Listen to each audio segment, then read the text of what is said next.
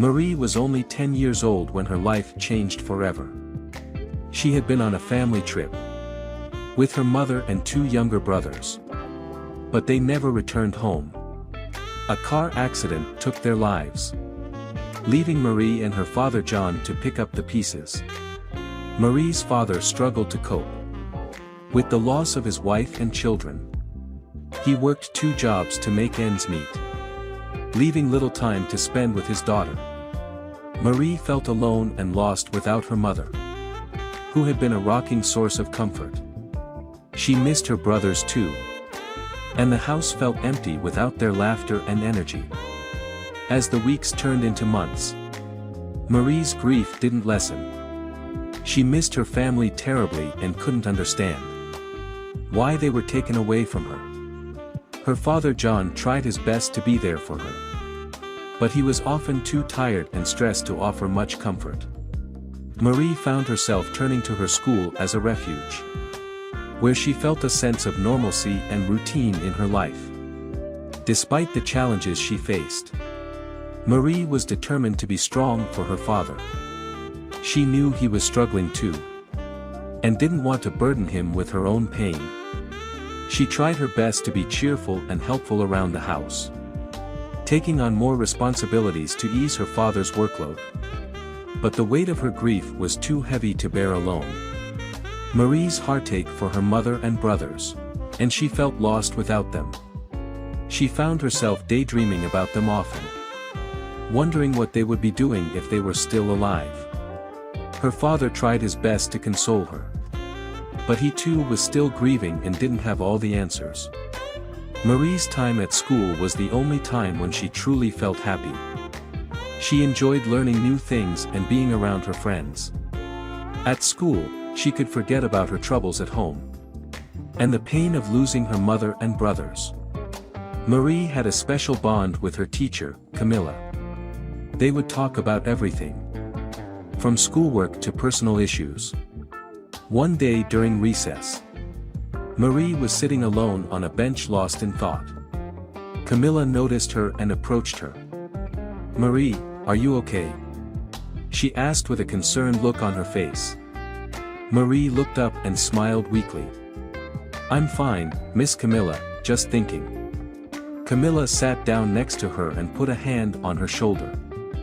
"You know, if you ever need someone to talk to, I'm here for you." Marie felt a warm feeling in her heart, knowing that she had someone to confide in. As time passed, Marie and Camilla's relationship grew stronger. Camilla noticed how Marie struggled with the absence of her mother and tried to help her as much as she could. She would offer her a listening ear whenever Marie needed to talk about her feelings. Marie's heart ached for her father as she saw him struggle with his grief every day. She tried to do everything in her power to help him, including cooking his favorite meals, cleaning the house, and even doing the laundry. But no matter what she did, her efforts were in vain. Her father remained despondent and distant. One evening, while John was sitting alone in the living room staring at the family pictures on the wall, Marie approached him and said, "Daddy, I know you're still sad about Mommy and the boys. But I'm here for you and I want to make things better. Can you talk to me about how you're feeling?" John didn't say anything for a moment. Then he turned to Marie and hugged her tightly. "I miss them so much, Marie," he said. His voice choked with emotion. "I don't know how to go on without them." Marie hugged her father back, tears streaming down her face. "I miss them too, Daddy," she said. "But we have to keep going. We have to be strong for each other." Despite Marie's best efforts, John's sadness continued to weigh heavily on him. He would often come home late from work, exhausted and irritable. Marie tried to be patient and understanding, but sometimes it was hard for her to keep her own feelings in check. She missed her mother and brothers terribly, and she wished that her father would find a way to move on from his grief. But no matter how much she tried to help him, John seemed to be stuck in his despair. Marie didn't know what to do. And she often felt helpless and alone. She wished there was someone who could help her father. Someone who could show him that life was still worth living. Marie had been feeling an unbearable pain in her private parts for days. But she refused to tell her father. She didn't want to burden him with any more problems. Especially since he was already struggling to keep their household afloat. The pain continued to grow more intense, and Marie found it difficult to concentrate on anything else.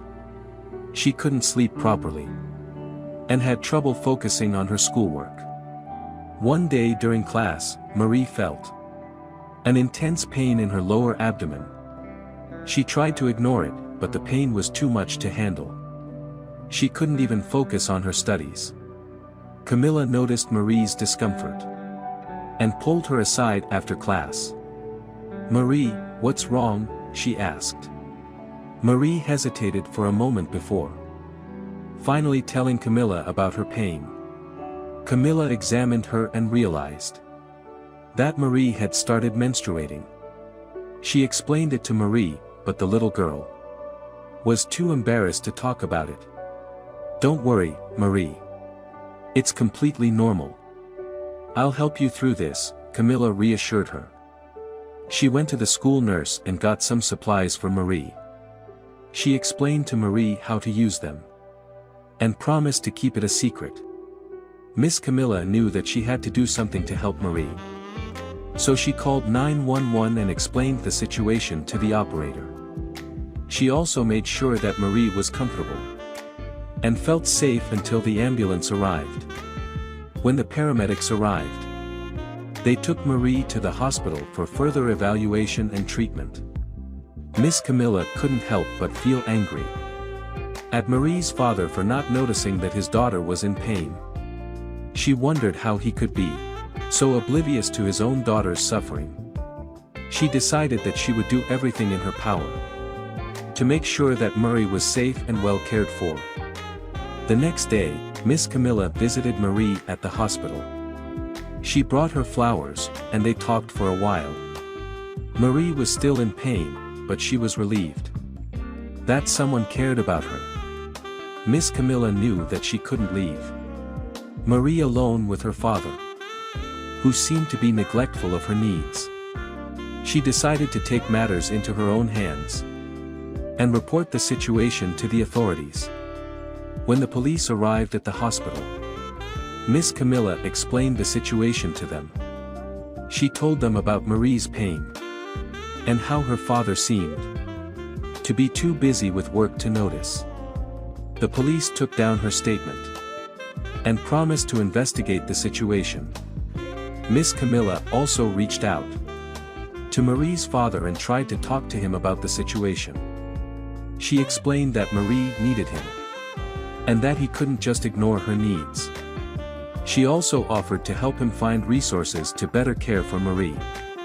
John was devastated when he heard the news about his daughter's pain. He felt guilty that he had neglected Marie's needs while trying to provide for the family. After the accidents that took his wife and younger sons, he realized that he'd been so consumed with his work that he hadn't been there for his only daughter when she needed him the most. John knew he had to make it up to Marie, but he didn't know how. He was lost and desperate. He didn't want to lose his daughter too. He remembered that Marie had a good relationship with Miss Camilla, her teacher, and decided to ask her for advice. When John met Miss Camilla, he poured his heart out to her, telling her everything that had happened to his family and how he had been struggling to keep the household running. Miss Camilla listened patiently and understood his pain. She knew that John was a good man and caring father, but he had just lost his way. Miss Camilla advised John to spend more time with Marie and to be there for her whenever she needed him. She also told him to try and talk to Marie more and ask her about her feelings and concerns. John took her advice to heart and promised to do everything he could to make it up to his daughter. John went home that day determined to make things right. He started by cooking dinner for Marie. And they sat down together to eat. He asked her about her day and how she was feeling. Marie was surprised but happy to see her dad making an effort. She felt loved and cared for.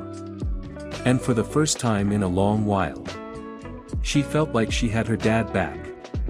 Over the next few weeks, John spent more time with Marie. He helped her with her homework. And they watched movies together. He even took her out for ice cream. Just like they used to before the accident. Marie felt happy and loved, and her pain began to fade away.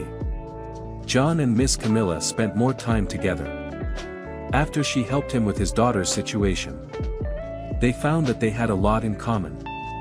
And enjoyed each other's company. They shared meals and talked for hours. About their interests and dreams. As they grew closer, John began to see Camilla in a new light.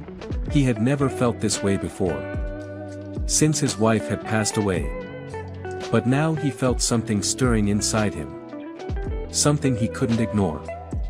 He found himself wanting to be near her all the time. To hear her voice and feel her touch. One day, while they were out on a picnic, John found the courage to express his feelings to Camilla. He said, "I know we've only known each other for a short time. But I feel like I've known you forever.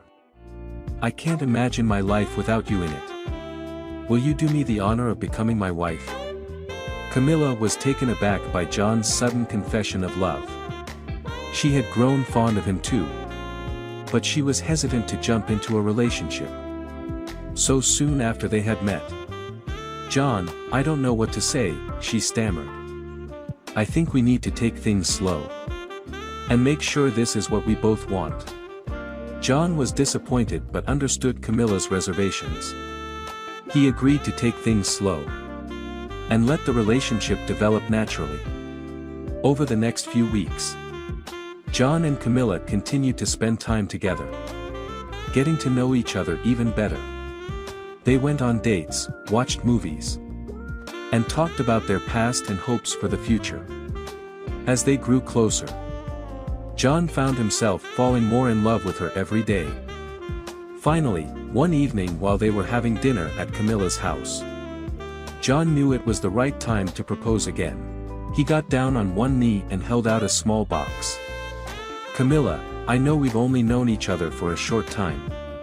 But I can't imagine spending another day without you by my side.